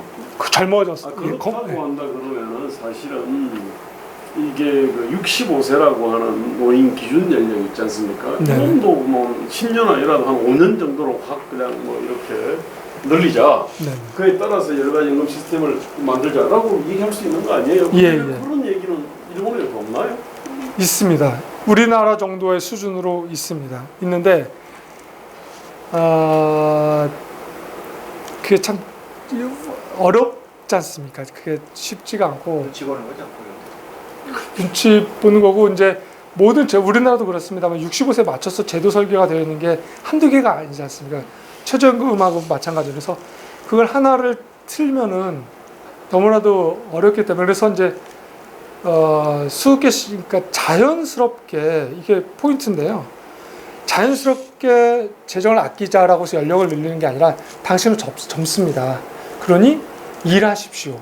일할 공간을 많이 만들어 드리겠습니다. 그러면 일할 공간이 많이 만들어지면 자동적으로 연금 수준을 올리거나 뭘 수준을 늘려도 저항 없이 받아주기 편해서 사실 포인트는 지금 노년의학회에서 나왔던 그 10년 정도 평균적으로 젊어졌다라고 하는 그 기준을 굉장히 세련되게 선전할 필요가 있는 겁니다. 세련되게 선전하고 나머지 부분들은 자연스럽게 조정할 수 있도록 그렇게 하는 게 현실적이지 않을까 그렇게 생각을 합니다. 그럼 일을 하게 되면 젊은 층하고 충분한 그거는 이제 아시다시피 그 OECD에서도 그런 보고가 이제 한정적이다라는 보고가 있었고, 분이 일하면 젊은이들이 일을 뺏깁니다.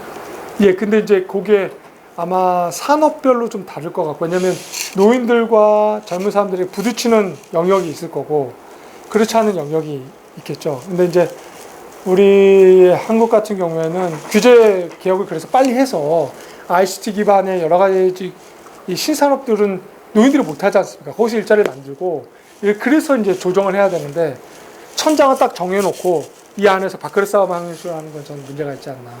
근데 일본은 그래서 강력하게 규제 개혁을 많이 하고 있습니다. 우리 생기는 게 공공 부분이라든지 이쪽에서 사실은 버티니까 이제 문제가 되는 거지 않습니까? 그러니까 그쪽은 그냥 오히려 그냥 정리를 한 50세로 깎아버리고 그냥 나머지는 그냥 그 뒤로 옵션 해버리고 다른 어떤 민간 어떤 기업에서는 그거는 그냥 알아서 근데 이제 그런 식으로 이제 가면은 뭐 문제가 없지. 근데 우리가 뭐 65세 철밥통을 갖다 66세, 67세로 만약 열리면은 뭐 청년들의 기회가 당연히 없어요. 예.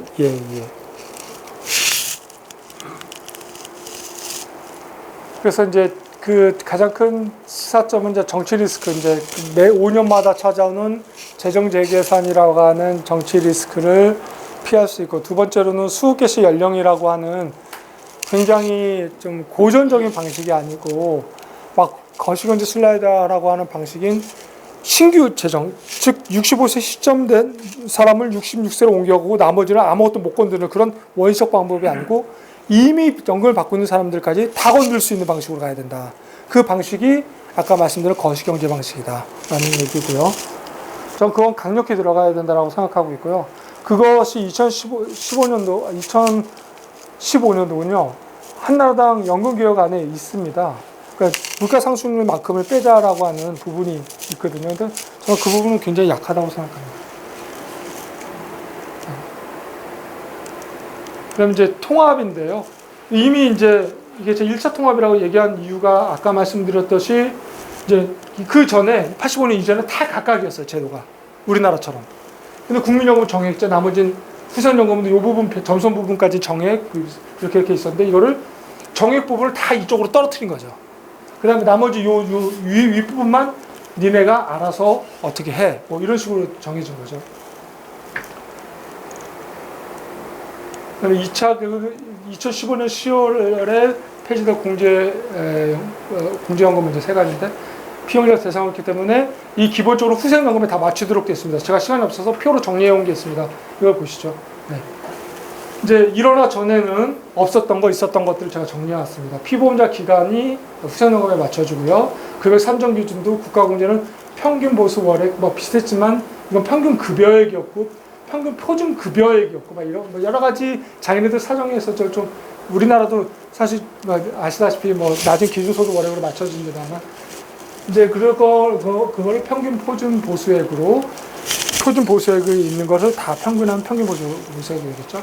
그다음에 재직노령연금은 이제 이렇게 되어 있고, 뭐 이건 뭐 보시면 알겠고요. 그다음에 장애연금 같은 경우에도 이런 기준이 있었고 여기는 없었는데 이 기준에 맞추도록 이렇게 되어 있고, 유족연금도 이제 선순위자가 후순위자, 그것도 뭐 이렇게 되어 있고요.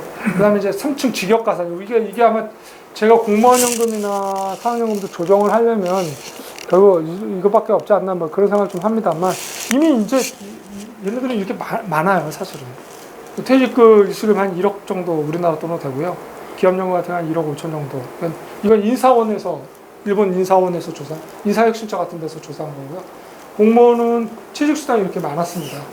이렇게. 근데 이제 이거를 퇴직수당을 기본적으로 후생연금에 다 연금제도가 맞춰주도록 되어 있기 때문에 다 맞춘 겁니다. 맞춰서 이렇게 떨어뜨렸어요. 그러니까 이제 어마어마하게 퇴직수당은 떨어졌고요. 그 다음에 여기 직역 부문은 두 군데로 나눠가지고 이거 경과주치고, 이거는 연금지불 퇴직연금은 어떤 식으로 되냐면 반은 유기연금, 반은 종신연금으로 되어 있으니까 이게 지금 이게 중요한 포인트인데, 이런 부분들은 이게 다 종신연금으로 돼버리면 너무 부담이 크니까 20년짜리 유기연금을 섞어버린 겁니다. 섞어가지고 한 표준보수 36만 행의 40년 가입자 기준이면 한 2만 행 정도 받는 걸로 이렇게 했습니다. 그래서 이제 뭐 이렇게 되어 있고, 그다음에 이제 뭐 이거는 다음으로 이제 요약으로 넘어가면 1880년서부터 이제 이렇게 인데, 이것만 보시면 완전 이제 이렇게 뭐랄까 인구 구조가 완전히 바뀐 걸 알 수 있을 겁니다. 그래서 이거 메이지 시대부터 갖고 온 거고요. 두 번째로는 아까 말씀드렸던 그 개혁에 의해서 사회적 조세 일체 개혁 내에서 이제 의료연금, 요양, 저출산 요 네 가지 분야에 대해서 총체적으로 했다는 것, 그래서 다시 한번 올려놨고요.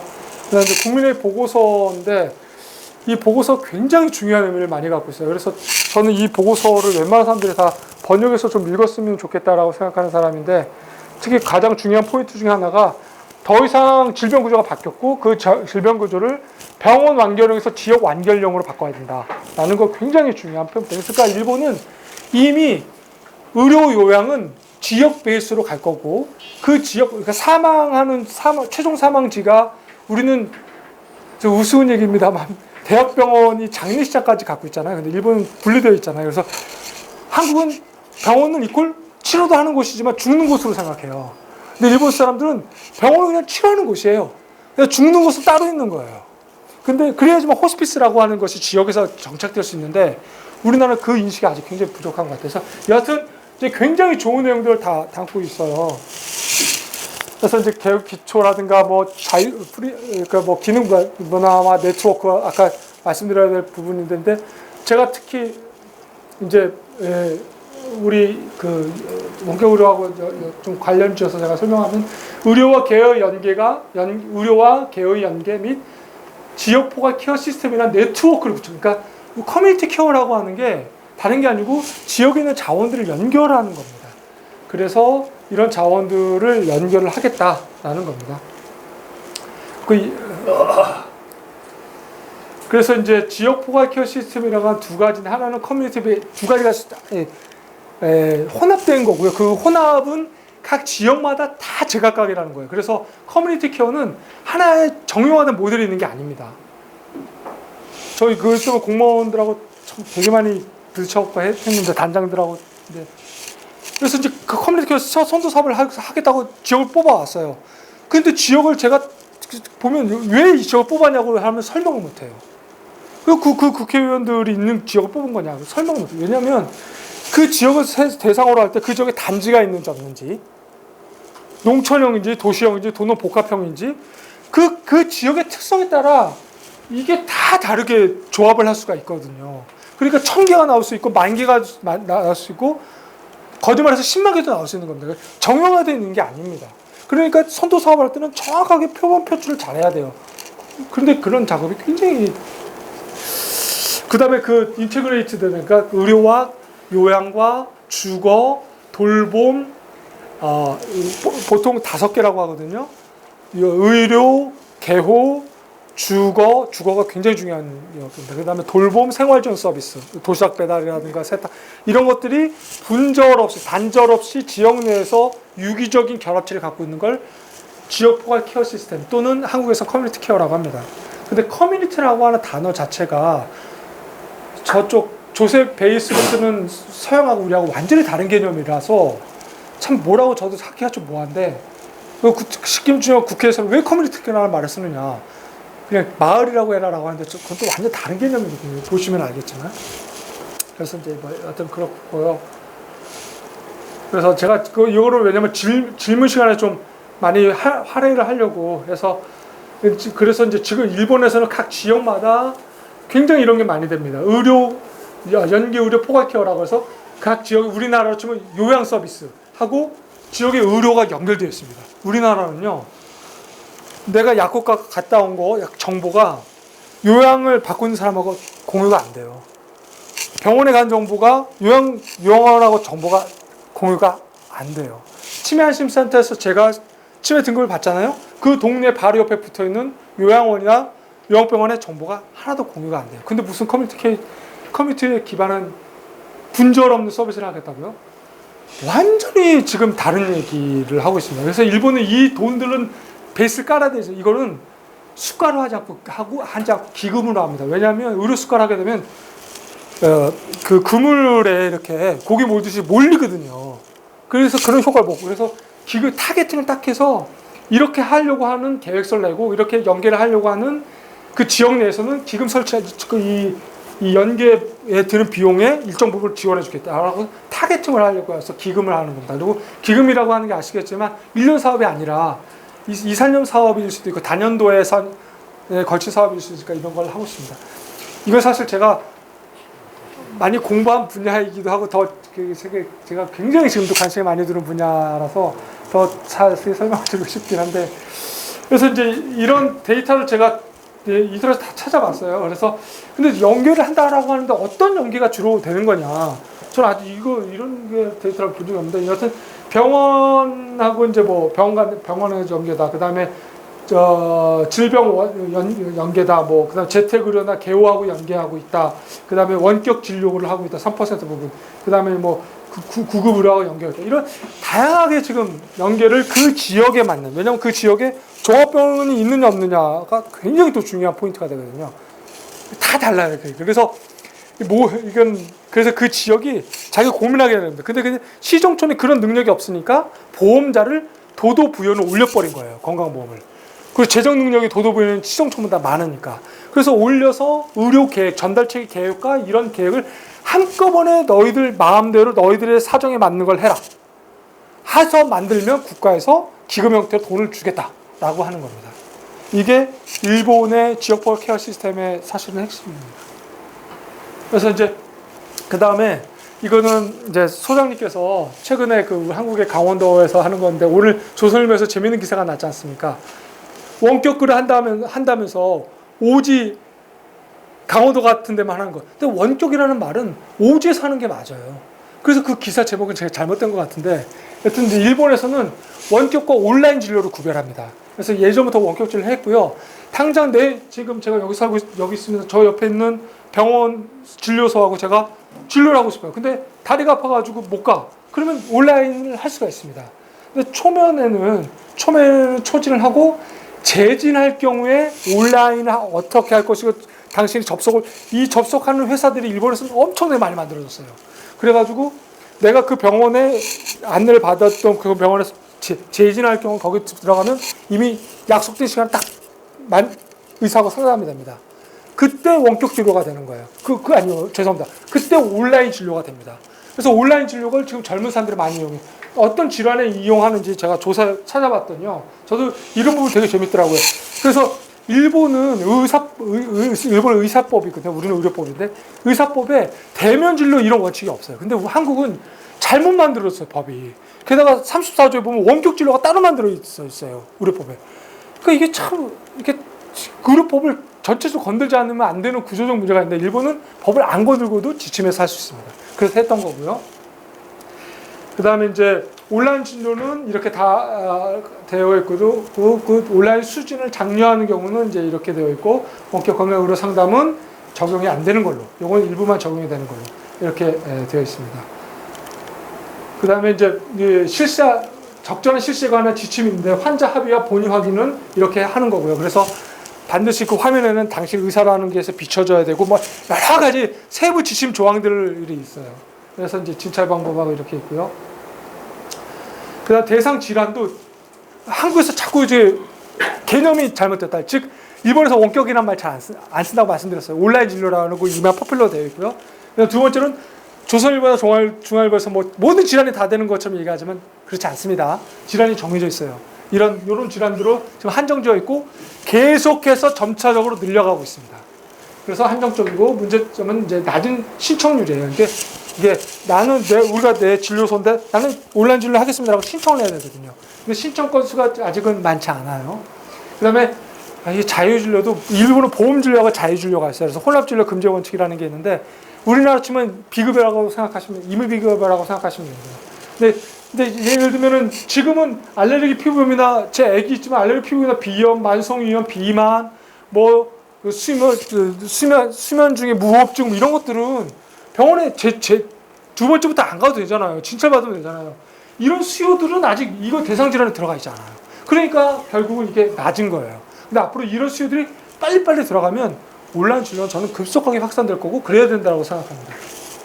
사케이 신문의 최근 조사를 제가 신문 그대로 인용한 거고요. 그래서 만족도는 어떠냐 봤어요. 만족도를 봤더니 이 회사가 마이신이라는 회사가 이제 그 IT 관련한 회사인데 조사한 결과 굉장히 호의적인 게 많았고 환자가 이용을 원하고 의사가 적절하다고 판단하더라도 보험 적용이 안 되는 대상, 아까 말씀드렸지만 특히 이 부분에 집중돼 있어가지고 좀 불편하다라는 게 지금 일본의 온라인 진료의 합니다. 근데 뭐 요거는 이제 뭐 맞추도록 하겠습니다. 그리고 요거는 각 지역마다 다 정보 공유하는 대상이 다 다르다.